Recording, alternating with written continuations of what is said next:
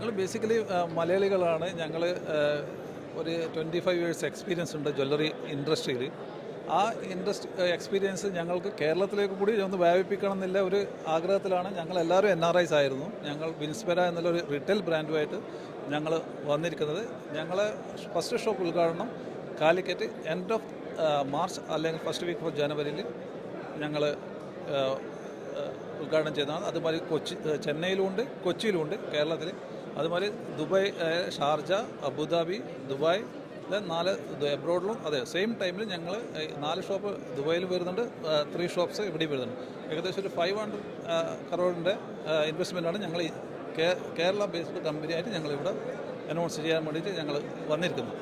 വിദേശത്ത് ഓൾറെഡി ഉള്ള company Jewellers ആണ് നിങ്ങൾ? ഞങ്ങൾ വിദേശത്ത് ഇവിടെ ഞങ്ങൾ മാനുഫാക്ചറിങ് ആൻഡ് ഹോൾസെയിൽ രംഗത്ത് വെൽ എസ്റ്റാബ്ലിഷ്ഡ് ആണ്. അത് ഞാൻ പറഞ്ഞല്ലോ, 25 ഇയേഴ്സ് എക്സ്പീരിയൻസ് ഞങ്ങൾക്ക് ഈ ഇൻഡസ്ട്രിയിലുണ്ട്.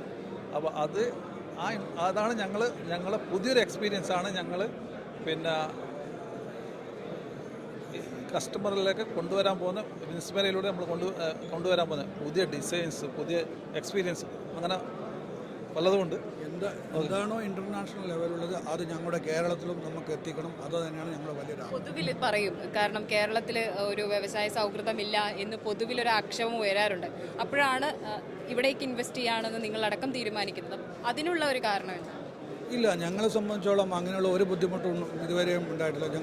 ഞങ്ങൾ കണ്ണൂരും തൃശ്ശൂരും ഞങ്ങളുടെ ചെറിയൊരു ഹോൾസെയിൽ സ്ഥാപനമുണ്ട്.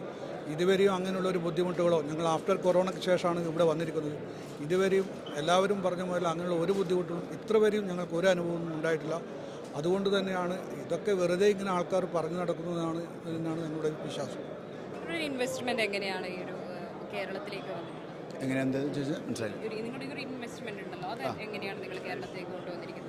ഞങ്ങൾ NRI ബേസ് ചെയ്തുള്ള ഇപ്പം നമ്മൾ ഈ ഇൻവെസ്റ്റ് കേരള എന്നുള്ള സബ്മിറ്റിലൂടെ നമ്മളിപ്പോൾ നമ്മുടെ ഫസ്റ്റ് ഇപ്പം പറഞ്ഞല്ലോ പ്രൊജക്റ്റ് നമ്മുടെ ഇപ്പം ഒരു കണ്ണൂർ നമ്മുടെ ഒരു മാനുഫാക്ചറിങ് യൂണിറ്റ്, 3 റീറ്റെയിൽ ഔട്ട്ലെറ്റ്, ഇതാണ് ഫസ്റ്റ് നമ്മൾ വരുന്നത്. ഇതിലേക്ക് വേണ്ടിയുള്ള ഒരു 500 crore ഇൻവെസ്റ്റ്മെൻറ്റ് ഞങ്ങൾ പ്രോപ്പർ ചാനലിലൂടെ NRI ബേസിലുള്ള ഇൻവെസ്റ്റ്മെൻറ്റ് കേരളത്തിലേക്ക് കൊണ്ടുവരികയാണ്.